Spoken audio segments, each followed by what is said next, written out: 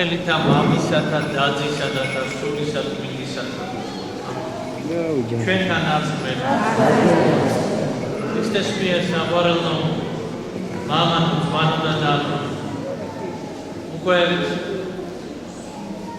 მივახლოვდით ჩვენ აღდგომის დღესასწაულს მაგრამ წინ კიდევ გველის ბნების შვიდეული და აი დღეს წმინდა წერილში მოვისმინეთ თუ როგორ ეუბნება მაცხოვარი თავის მოწაფეებს რომ მოახლოებული არის დღეები მისი ბნების ტანჯვის შეურაცხყოფის ჯვარცმისა და სიკვდილის და ისმენენ მოწაფეები, მაგრამ ვერ ხვდებიან რაზე არის საუბარი და ამ ქვეყნიურს ზრახავენ. იაკობ და იოანე მოციქულები მივიდნენ მაცხოვართან და უთხრეს მას, რომ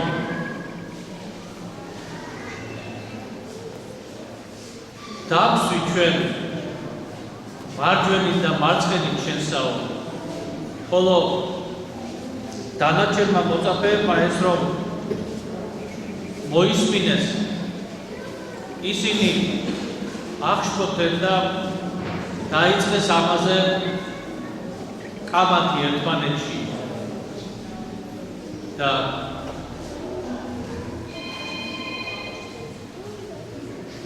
რას ხედავთ ჩვენ აი ქრისტეს მოწაფეებში, რომლებიც მის გვერდში იყვნენ და ისმენდნენ მის სიტყვას, ხედავდნენ მის სასწაულებს, თავადაც აღასრულებდნენ ღვთისაგან მოცემული ძალით და მადლით სასწაულებს, მაგრამ ხედავთ რომ ადამიანური ზრახვა მოქმედებს მათში. ეს ადამიანური ზრახვა აიძულებს რომ პატივი მოითხოვონ საკუთარი თავისადმი, მოინდომონ დიდება, ახლოს ყოფნა თავიანთ წინამძღოლთან და მათთვის ესე ვთქვათ მოჩვენებით და დანახული ძალაუფლების გაზიარება ამას ნიშნავს მარჯვენითა და მარცხენით შესწავლა. ყოველი ებრაელი მოელოდა მესიის მოსვლას ქრისტეს მიერ საყვარელად, დღესაც ელოდება ებრაელთა ერი მესიას და აი ამ მოლოდინში ადამიანები და წმინდა წერილი ამბობს ძველ აღთქმაში რომ მესია ანუ ცხებული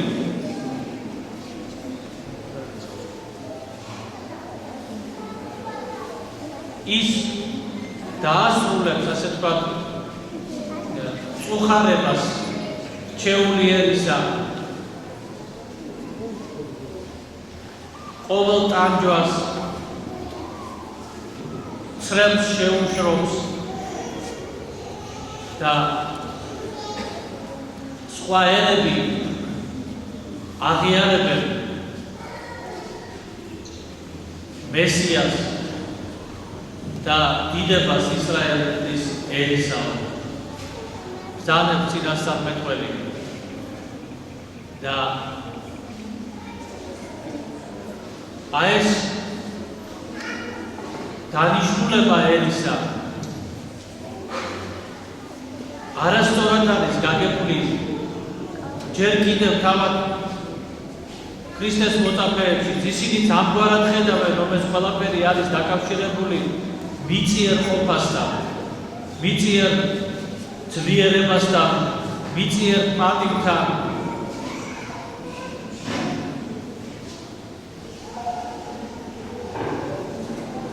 მაგრამ სინამდვილეში ეს არის დაკავშირებული ღვთის მიერ მოცემულ ცნებებთან, ქრისტეს მიერ საყვარელო და აი ამ ცნებას ეუბნება მაცხოვარი მერე თავის მოწაფეებს. აი რა არის ის დიდება, რომლითაც შეიმოსება მისი ერთგული ადამიანი და მისი ერთგული ერიც. და ის ეუბნება თავის მოწაფეებს, რომ ერთმანეთზე ძლავრობას, ერთმანეთზე უპირატესობასა და პირველობას ეძიებენო ამა ქვეყნის, ამ წუთის სოფლის შვილებიო, ძლიერები ამა ქვეყნისაო. და ჩვენ ამას ვხედავთ, რომ ძლიერები ამა ქვეყნისა, ვისაც ძალაუფლება აქვს, სინამდვილეში თითქმის ერთმანეთს ეჯიბრებიან, ვინ უფრო ძლიერია, ვინ უფრო ვთქვათ, ვის მეტად ხელეწიფება, საკუთარი გავლენის გავრცელება, უფრო მეტი ტერიტორიის თუ ადამიანების კონტროლი, საკუთარი ნების თავს მოხვევა. ანუ დავაკვირდეთ ჩვენ პოლიტიკას და პოლიტიკურ მოვლენებს. მაგრამ თქვენო ამგვარად არ მოიქცეთ, რომ რამე თუ თქვენ შორის ვისაც უნდოდესო პირველ ყოფაო, ის იყვესო ყველასი მსახურიო, ხოლო თქვენ შორის ვისაც უნდესო დიდ ყოფაი, ის იყოს ყველასი მონავი. ყველას მსახურებითა და ყველა ადამიანის წინაშე ქედის მოხრით მიიღწევა ქრისტეს წინაშე პირველობა და დიდება ქრისტეს მიერ საყვარელი. და ეს არის განსხვავება წუთისოფლის სულსა და ქრისტიანულ სულს შორის.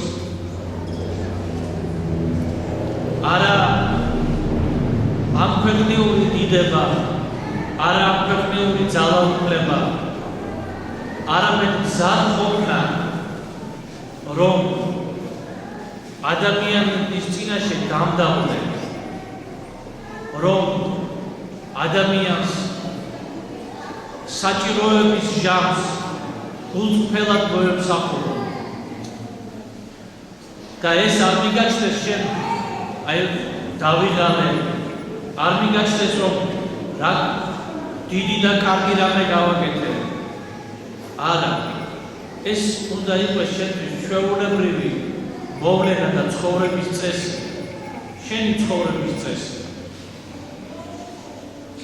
ანუ სიყვარულის გაზიარება ქრისტეს მიერ საყვარელი. იმიტომ რომ სხვა შემთხვევაში სხვის მსახურებას და სხვის მონობას გულისხმობ ქრისტეს სიტყვის მიხედვით და არა ადამიანურ გაგებით მონობას. გვაიწოდოთ ჩვენ ან ანგარება, ან შიში. ქრისტიანი კი ამისგან თავისუფალია, ანგარებისაგანაც და შიშისაგანაც.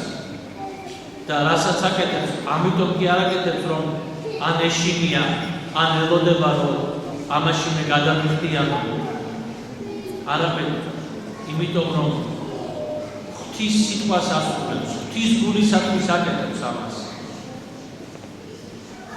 აი ეს არის შინაარსი ჩვენი მოქმედებებისა ქრისტეს მიერ საყვარელო. და ეს უნდა გვახსოვდეს, იმიტომ რომ თავად ქრისტე ამის გამო იბნო და ავიდა ჯვარზე სიყვარულის გამო და არა ის, რომ მათ იურიდიულად გადაიხადა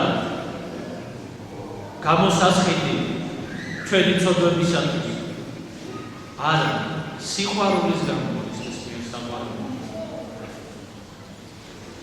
ეს უნდა გვახსოვდეს ჩვენ და აი ამას უნდა ვხედავდეთ ჩვენი ცხოვრების შინაარსზე. ჩვენ უნდა გამოძრავებდეს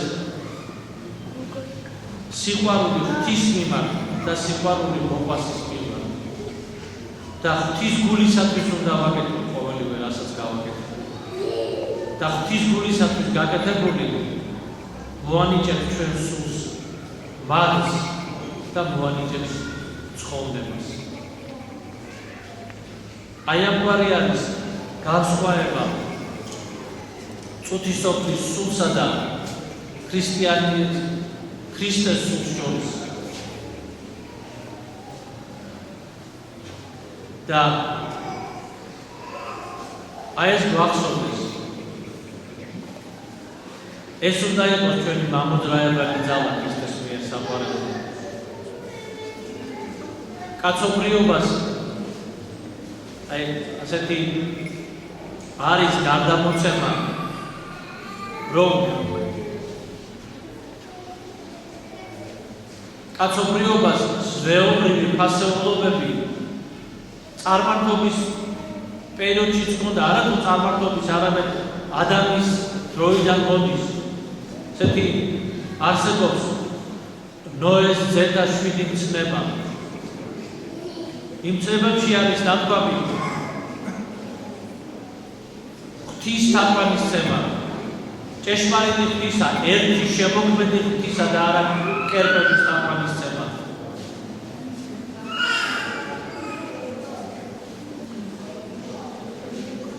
იმ მცნებებში არის ნათქვამი არა კაცხლა, არა იმრუშო, არა იპარო. იმ ცნებებში არის ნათქვამი, რომ ცოცხალი ცხოველისაგან აღებული რაღაცა ნაჭერი, ხორცის ანუ სხეულის ნაჭერი, იმისი მიღება არ შეიძლება. საჭმელში გამოყენება არ შეიძლება. და იმ ცნებებში არის მოთხოვნა, რომ სამართალი უნდა იყოს სამართლიანი. ანუ ეს ცნებები არსებობდა კაცობრიობაში ქრისტეს მიერ საყვარელზე. და არსებობდა მაშინ, როდესაც ჩვენ მიგვაჩნია, რომ ადამიანი განუვითარებელი იყო. არ იყო კაცთა საყოველთაო განვითარება, არც ინტელექტუალური, არც ტექნიკური, არც ზნეობრივი. და ვხედავთ ჩვენი ზნეობრივი ფასეულობების დიდ დაცემას. მაგრამ მოდით დღევანდელობა შევადაროთ ადრეულ დროს. ის რომელსაც ჩვენ ვთვლით, რომ ადამიანი არ იყო განვითარებული, თუნდაც ზნეობრივად.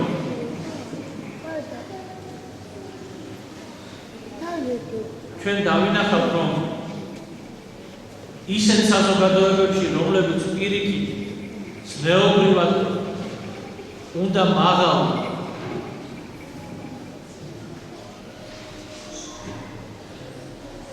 ზნეობრივ ნიმუშს წარმოადგენდა და გულისხმობ ქრისტიანთა საზოგადოებებს, თუნდაც მონოთეისტური რელიგიების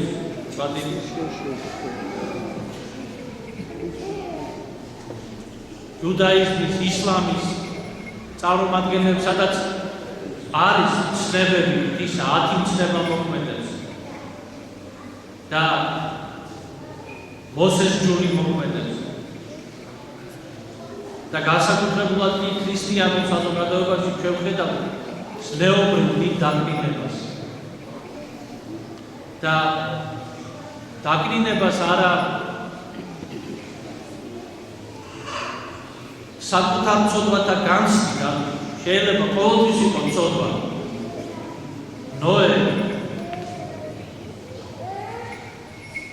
რომელიც განიცდიდა კაცობრიობის ცოდვას ისიც კი რაღაც მიიდრიკა ცოდვისკენ. ლოთი მართალი რომელიც სოდომში და გომორში ცხოვრობდა და იქ ცოდვა არ ჩაუდებია და იმდენად მისთვის მძიმე იყო ის გარემო, რომელშიც ცხოვრობდა, რომ ღმერთს ევედრებოდა გაეყვანა ამ წუთისოფრიდან ეს ლოთი შემდგომ თავის ქალიშვილებთან დაეცა რუშები. ანუ ცოდვას ხედავთ ყოველთვის, მაგრამ ცოდვასთან ერთად ხედავთ სინამდვილეს, ხედავთ ცოდვაზე მწუხარებას,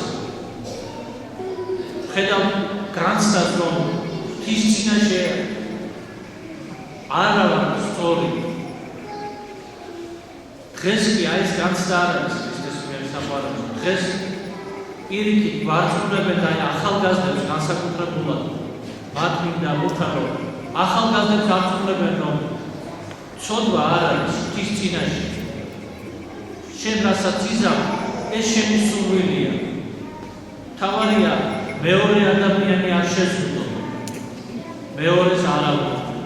მაგრამ როგორ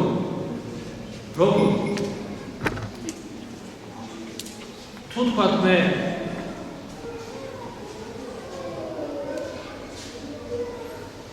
აი ამ დღევანდელობა, სულისკვეთება დღევანდელობის არის სულისკვეთება შეჯიბრის, კონკურენციის, მიღწევების გარეთ გამოტანის და ამ მიღწევების თავის, ესე ვთქვათ, წარმოჩენის. და ეს ყველაფერი მატერიალური ფასეულობებისთვის ხდება უმეტესად, რომ მოიპოვო მატერიალური ფასეულობა, ხული არის, სხვა რა მნიშვნელობა არ აქვს. და როგორ შეიძლება თუნდაც აი დავანებოთ თავი, რომ ადამიანს თქვა არ უწევდეს ამ დროს რაღაცა ტყუილის თქმა თუ დანაშაულის ჩადენა, ამგვარადაც რომ მიაღწიოს ადამიანმა თავის, ესე ვთქვათ, ამ ქვეყნებულ წარმატებას,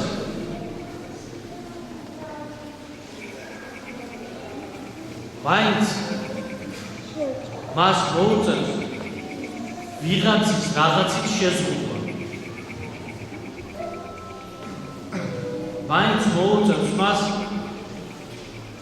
აი სივრცე, ვთქვათ, ხო, რომელშიც მოქმედებენ 100 ადამიანი, 100 ადამიანმა უნდა იმოქმედოს, იმ სივრცეში მოუწევს მოქმედება ერთ ადამიანს. და რატომ მოსჩანს ეს ყველაზე თვალნათილი და სად მოსჩანს? რომ მსოფლიოს სიმდიდრის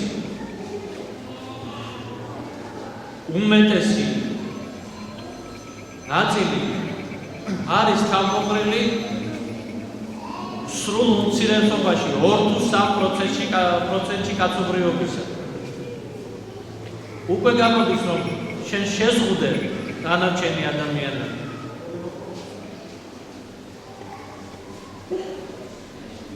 გამოდის, რომ უსამართლო მდგომა არის.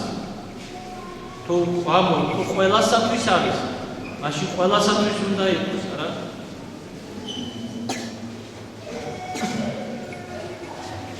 და კაცობრიობა სამწუხაროდ ვერ იზიარებს აი ამ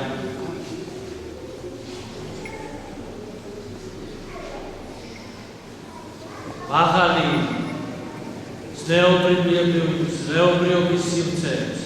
ჩვენც ვერ ვიზიარებთ, ან ქრისტიანებია რაღაცა ხელს გვიშლის ნება მოქმედებს რაღაცაში თავს ვიმართლებ მაგრამ თუ ჩვენ საკუთარ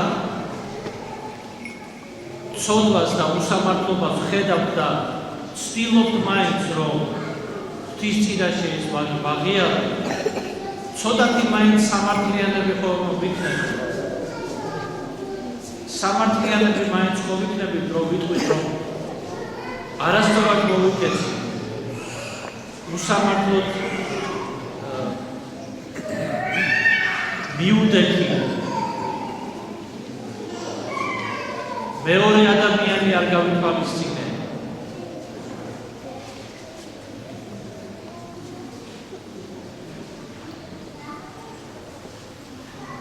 კი ბევრ იმ ადამიანს შორის ვინც დიდ რაღაც ფინანსურ თუ ძალაუფლებრივ მდგომარეობას მიაღწია ბევრი ცდილობდა და ცდილობს კიდევაც რომ სხვა ადამიანებს დაეხმაროს პერსპექტივები შეუქმნას ახალგაზრდებს მაგრამ სანამდე იქამდე მიხვალ შეხო მაინც ამ წუთის სოფლის სულისკვეთებას იზიარებ წუთის სოფლის სულისკვეთებას აი ამ კონკურენციის თავის გამოჩენის ტრაბახის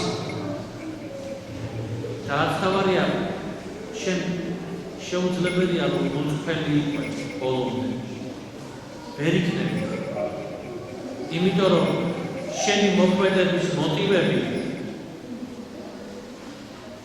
ვიღაცის შეჯიბრია ვიღაცასთან და ვიღაცის გასწრება არის ვიღაცის გასწრება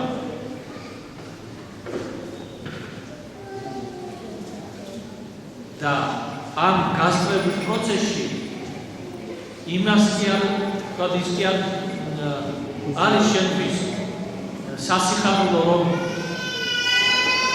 ჩვენ შევეჯიბრეთ და ამ შეჯიბრში გამარჯვებული მე ვარ და ეს გამოვიდა არამედ ხშირ შემთხვევაში მოტივები არის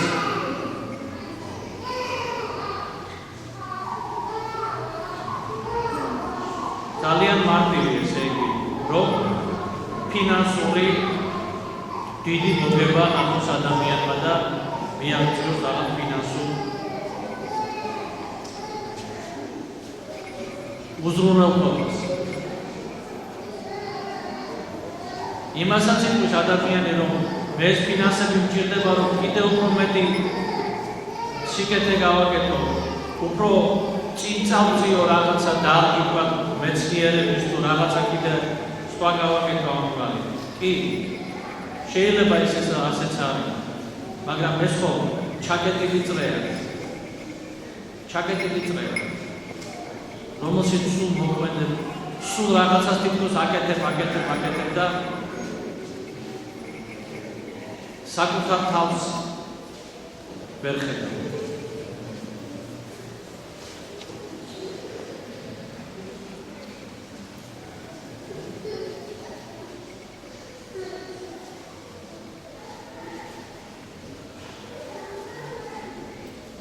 დღეს სულ ამბობენ რომ ეკოლოგიური გას რაღაც დიდი პრობლემა და კაცობრიობა იმდენად გაიზარდა რიცხვი კაცობრიობის რომ თავს ვერ გამოგვიყვავს კაცობრიობა საკუთრებას და შემოტანილია 1000 პროგრამები ოჯახის დაგეგმარების ყველანაირი და მინდა გითხრათ რომ ეს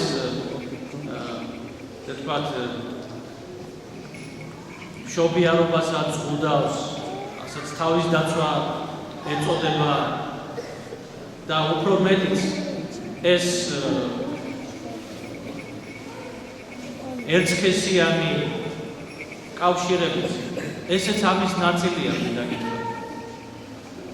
ეს კი არ არის რაღაც ადამიანების მისწრაფება, რომ ეს არის ძალიან კარგად დალაგებული პროგრამა. კარგად დალაგებული პროგრამა, რითაც უნდა მოხდეს კაცობრიობის რიცხვის შემცირება. და 1000 მიზეზია, რომ ეკოლოგია აფუჭდება, ვერ გამოგვებდა. მინდა გითხრათ, რომ ყველაზე მეტად ეკოლოგიას თქვენ ციცით.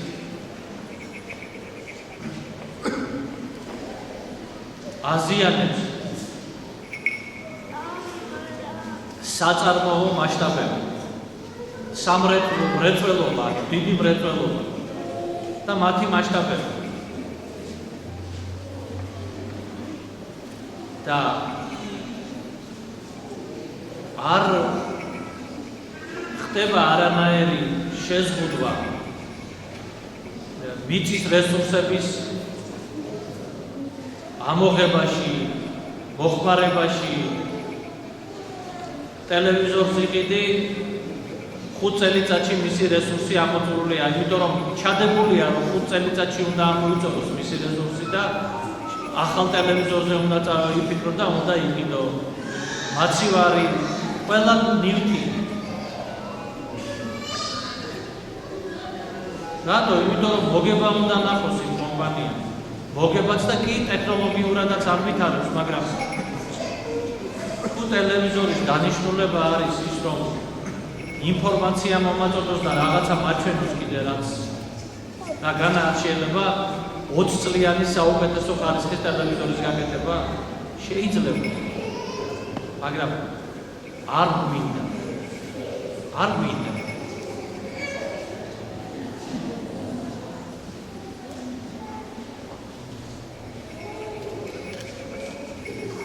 და ეს ნიშნავს, რომ კაცობრიობა საკუთარი თავი ჩიხში შეხვს.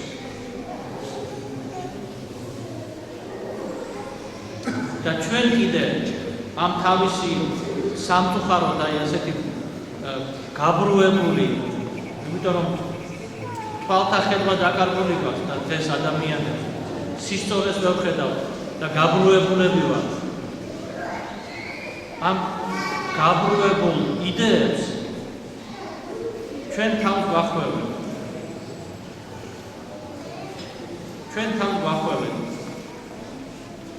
ისევ ისინი, ვისაც ხელში გააჩნიათ ძალაუფლება.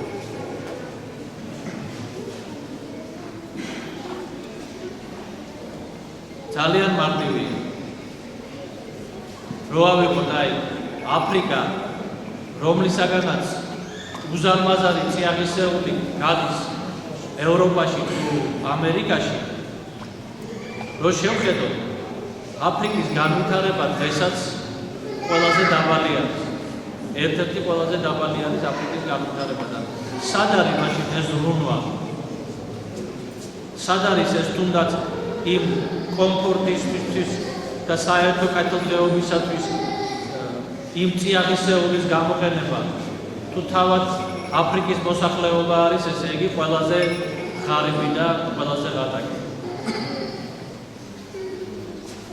კი იტყვიან, დღეს დავიწყეთ ჩვენ აფრიკის განვითარება და მანამდე აფრიკელებს არ შიოდა, არ წვროდა, არ ციოდა.